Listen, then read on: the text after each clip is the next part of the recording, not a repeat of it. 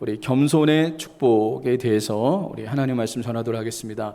구약의 이스라엘 백성들 중에서는 하나님이 요구하시는 것이 무엇인지 모르고 엉뚱한 것을 했던 사람들이 있어요. 하나님이 요구하는 것, 하나님이 바라시는 것을 할 때 하나님이 기뻐하잖아요. 그런데도 불구하고 이스라엘 백성들은 하나님이 요구하는 것을 잘 몰랐습니다. 그래서 엉뚱한 일을 행했습니다. 어떤 사람은 하나님 앞에 나아가 경배할 때 번제만 잘 드리면 하나님이 기뻐하시는 줄 알았습니다. 또 어떤 사람은 동물 가운데 있는 많은 기름을 드리면 되는 줄로 생각하고 많은 기름을 또 드렸던 사람이 있어요. 또 심지어 어떤 사람은 마다들을 드리면 하나님이 죄를 속량해 주신다라고 생각해서 마다들을 바치기도 했습니다. 여러분, 이것은 무엇을 얘기하고 있습니까? 이스라엘 백성들이 하나님의 뜻을 잘 몰랐던 겁니다. 하나님이 정말 무엇을 기뻐하고 하나님이 무엇을 원하는지 모르고 자기 열심으로 하나님을 섬기려고 했던 거예요. 여러분, 내 열심으로 하나님을 섬기는 건 중요하지만 하나님이 원하시는 것을 섬겨야 되는 것입니다. 우리가 그것을 꼭 명심하는 하나님의 사람들이 될 수 있어야 돼요.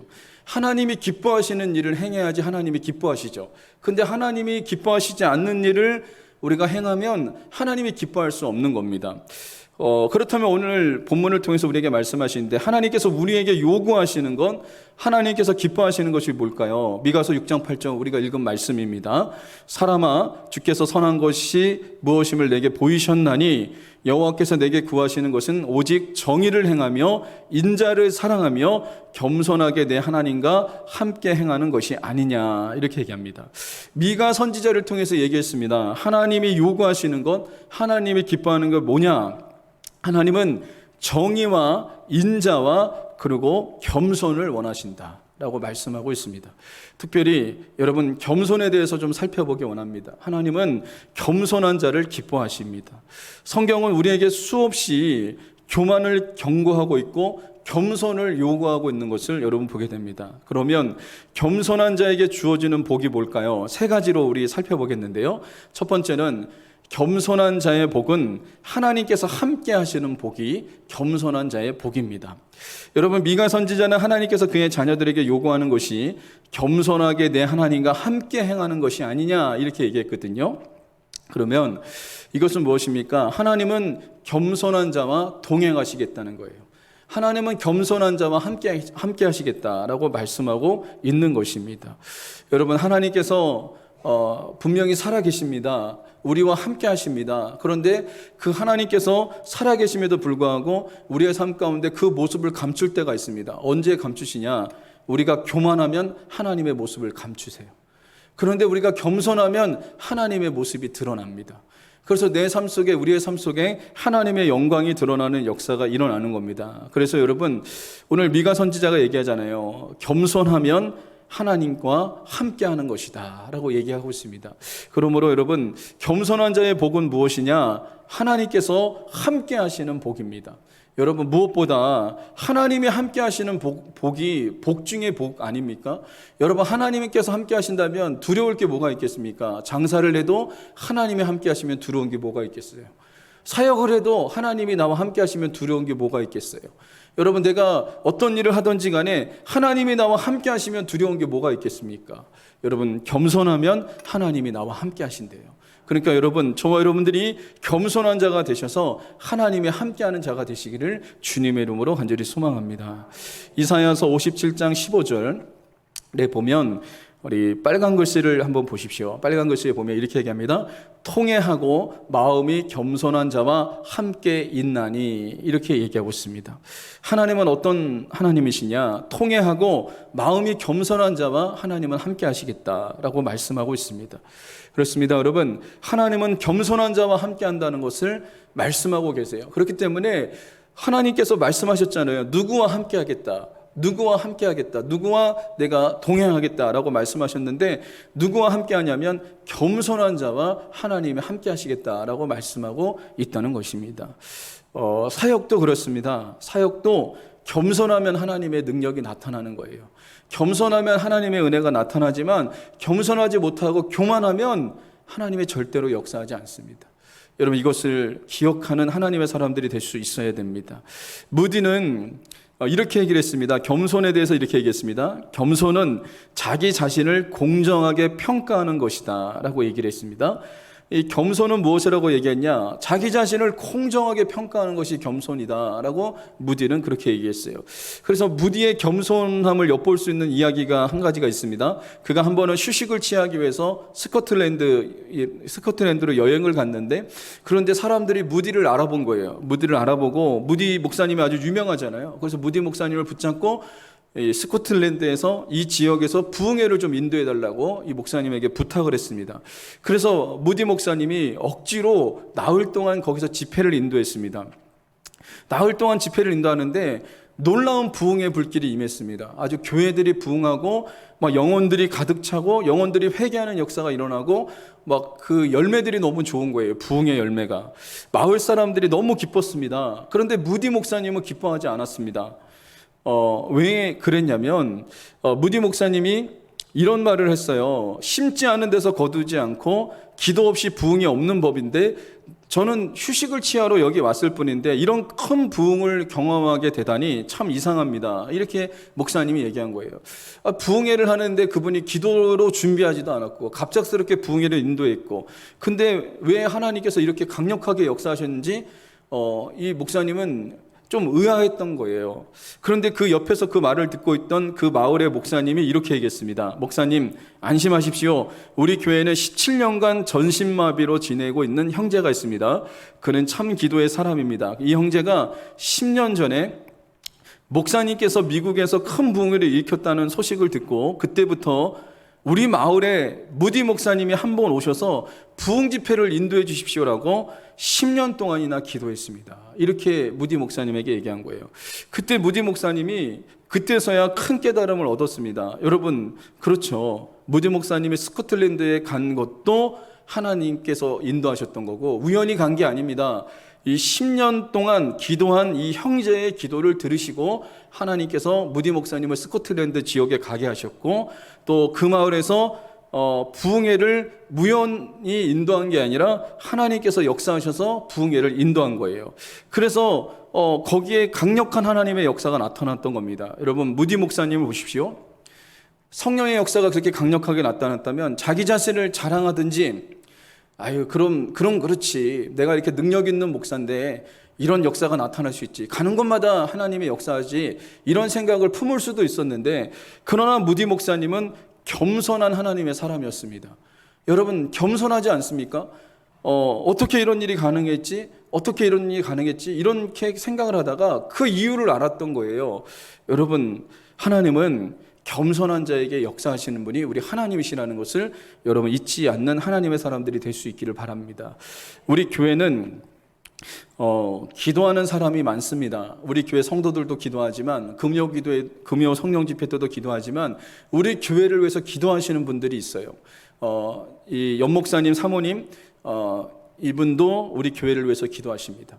우리 교회를 위해서 기도하는 분이시고, 그리고 놀라운 것은 원로 목사님 수요일 날 저녁마다 우리 교회를 위해서 기도하신대요. 그 목사님들 몇 분이 수요일 저녁마다 원로 목사님, 은퇴하신 목사님들이 모여서 둔폭교회와 저를 위해서, 그리고 여러분을 위해서 기도하신다 그럽니다. 그래서 제가 얼마 전에 한번 그 신학교를 한번 방문했다가 원로 목사님도 만나고 거기 이제 신학교 사무처장도 만났는데, 사무처장님이 그런 얘기를 해요. 뭐라 그러냐면 수요일마다 둔폭교회를 위해서 기도한다는 거예요. 수요일마다 목사님들이 모여서 둔포 침례교회를 위해서 기도하고 이 사역을 위해서 기도하고 저를 위해서 기도하고 이렇게 기도한다는 거예요. 그래서 제가 놀랐습니다. 그래서 그 감사를 표했습니다.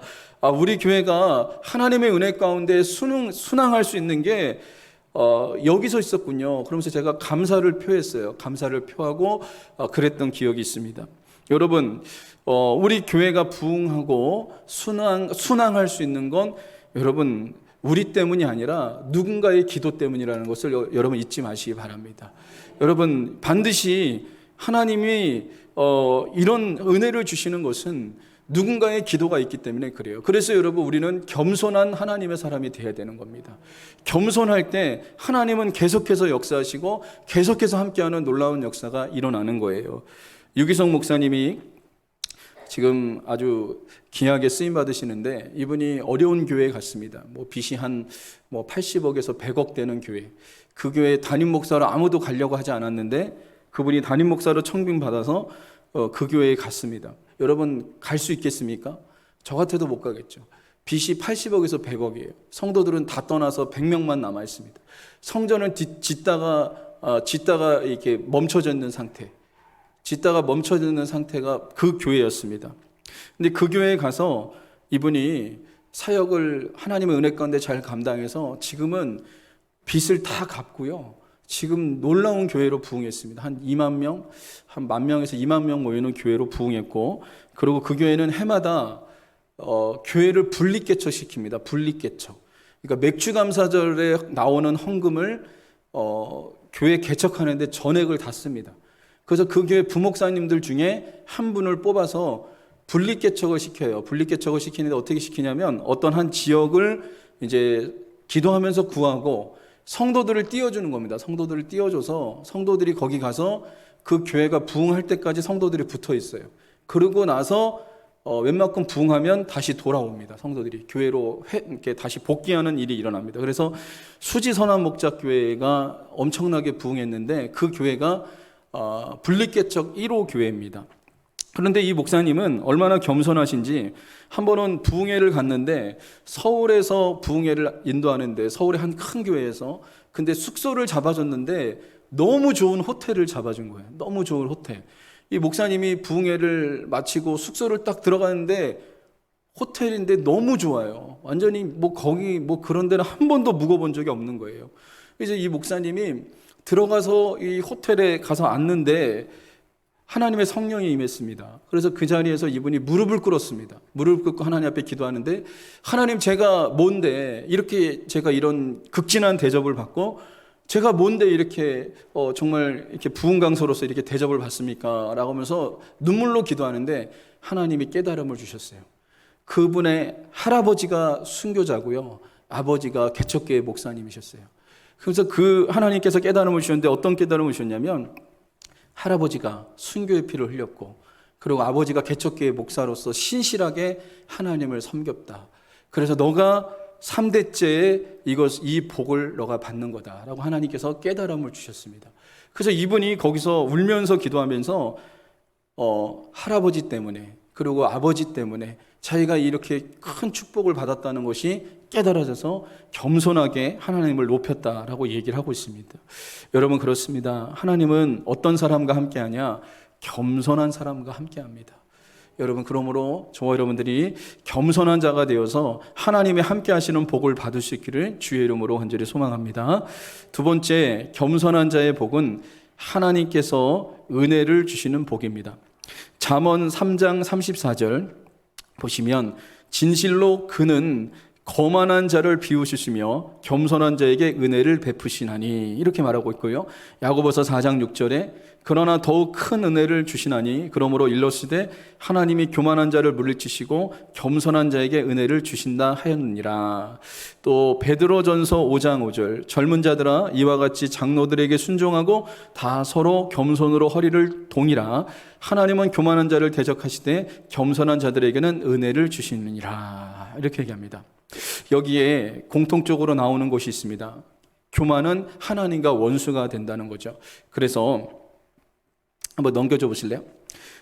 그는 거만한 자를 비우시고 그 다음에 하나님이 교만한 자를 물리치시고 하나님은 교만한 자를 대적하시되 이렇게 얘기합니다. 그러면서 이 말씀들 속에 뒷부분에 나오는 것이 있어요. 겸손한 자에게는 하나님이 은혜를 주신다라고 얘기를 하고 있습니다. 여러분 그러므로 저와 여러분들이 겸손한 자가 되면 하나님이 은혜를 주시는 거예요. 겸손한 자가 되면 하나님께서 내게 은혜를 베풀어 주시는 놀라운 역사가 여러분 일어나는 것입니다. 어떤 랍비가 제자와 함께 길을 가는데 제자가 이렇게 질문했습니다. 선생님, 진리가 길가에 깔려 있다 그랬는데 길가에 조약들처럼 널려 있다고 이렇게 하셨는데 이 진리가 있다고 이렇게 말씀하시지 않았습니까? 근데 왜 사람들은 그러한 진리를 터득하지 못합니까? 이렇게 얘기를 했어요. 근데 납비가 아주 정말 의미심장한 얘기를 했습니다. 진리는 조약돌처럼 많지만 사람들이 허리를 굽히지 않기 때문에 돌을 주울 수가 없다. 이렇게 얘기를 했습니다. 여러분, 진리는 예수 그리스도이십니다. 그런데 진리는 여러분 우리가 얻을 수 있습니다. 그런데 사람들이 왜 예수 그리스도를 믿지 못하는지 아십니까? 겸손하지 못하기 때문에 그래요. 겸손하지 못하니까 예수님을 믿지 않는 거예요. 예수님을 우습게 하는 거죠. 예수님을 뭐라고 생각하냐면 세계 4대 성인 중에 한 사람으로 사람들이 압니다. 그냥 예수님은 기독교의 창시자로 압니다. 그래서 사람들이 예수님을 믿으려고 하지 않습니다. 그러나 사람들이 겸손해지고 나서 예수님을 받아들이는 역사가 일어났던 거죠. 여러분, 저와 여러분들도 예수님을 믿었을 때가 언제입니까? 겸손했을 때 예수님을 받아들였어요. 저도 교만했을 때는 예수님 안 받아들였습니다. 저도 어렸을 때부터 이 성경학교는 다녔어요. 성경학교 어릴 때 우리 동네에 있는 성경학교. 성경학교 원정을 다녔어요. 원정을.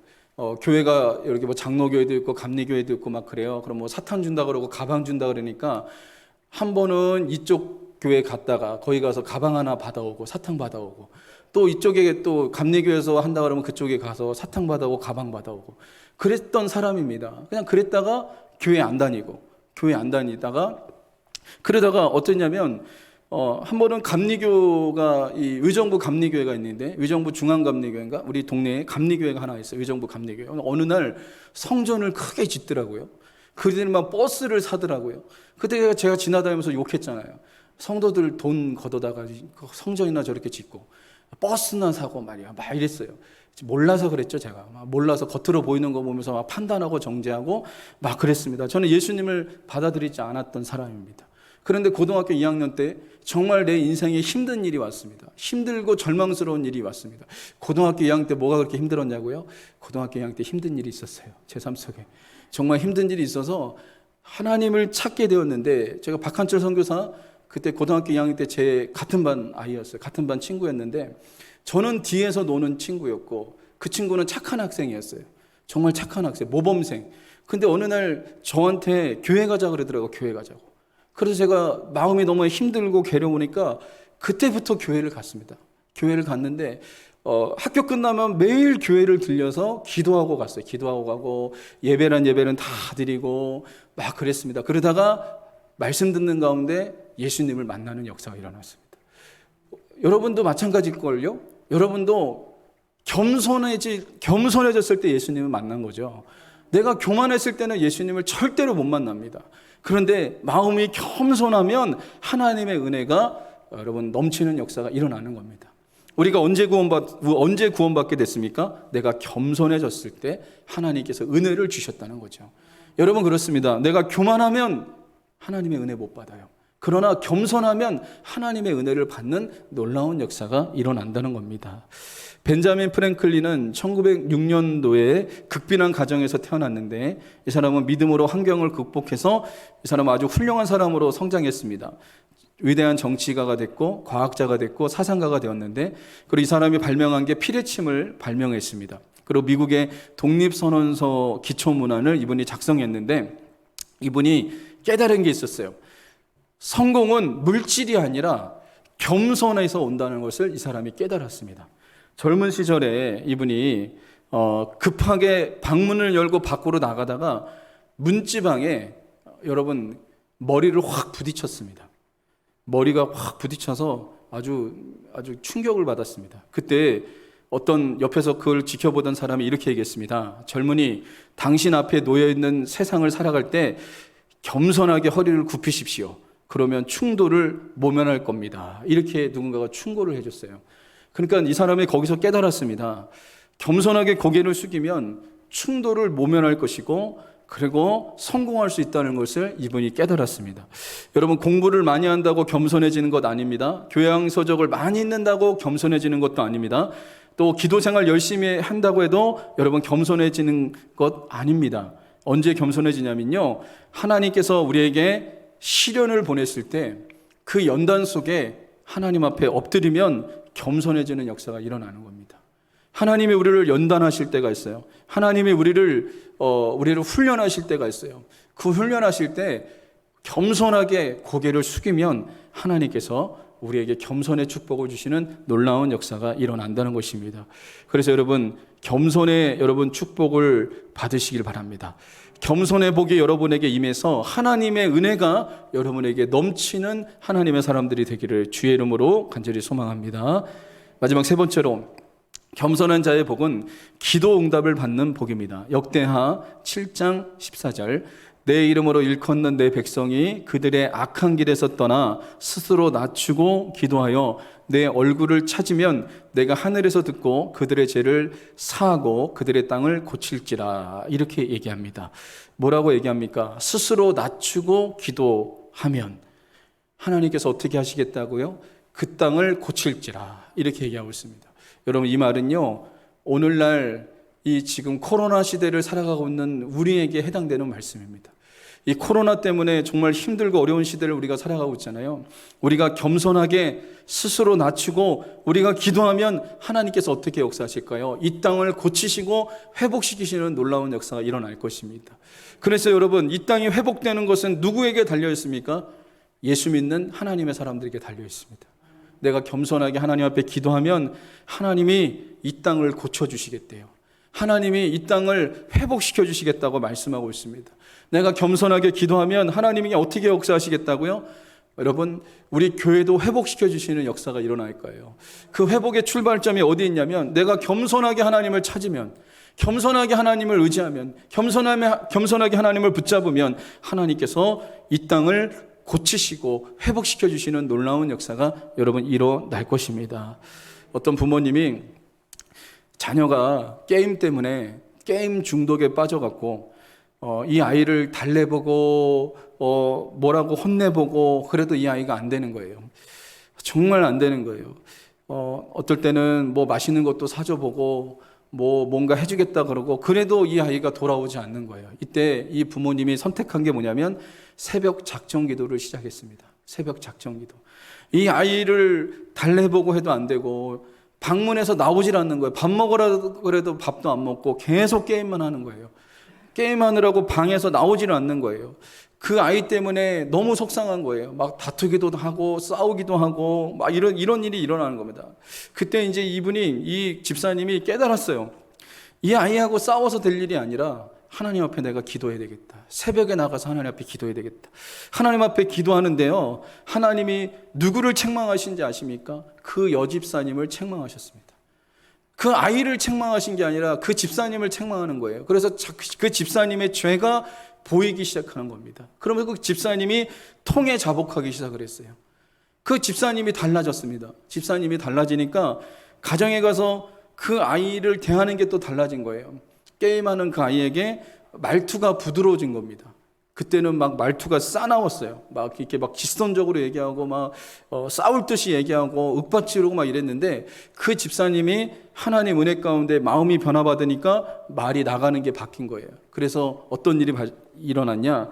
집사님이 먼저 바뀌고 그리고 그 아이가 바뀌는 역사가 일어났습니다. 어떻게 했을 때요? 하나님 앞에 스스로 낮추고 기도하니까 하나님이 회복시키는 역사가 일어났던 것입니다. 여러분, 우리가 먼저 스스로 낮춰서 하나님 앞에 기도하면 하나님이 고치십니다. 하나님이 회복시켜 주시는 역사가 반드시 일어날 것입니다. 여러분, 누가복음 18장에 보면 바리새인과 세리의 그 비유가 나옵니다. 바리새인은 이렇게 기도했죠. 이렇게 기도했습니다. 바리새인은 서서 따로 기도하여 이르되, 하나님이여, 나는 다른 사람들 곧 토색, 불의, 간음을 하는 자들과 같지 아니하고 이 세리와도 같지 아니함을 감사하나이다. 여러분, 한번 보십시오. 성전에 기도하는 두 사람이 있었습니다. 바리새인이 기도했습니다. 근데 바리새인은 누구와 비교해서 기도합니까? 세리와 기도합니다. 세리와 비교해서. 여러분, 여기 11절 이 하반절에 보십시오. 이 세리와 같지 아니함을 감사하나이다. 얼마나 교만한 기도입니까? 이 세리와 같지 않으면 감사하다.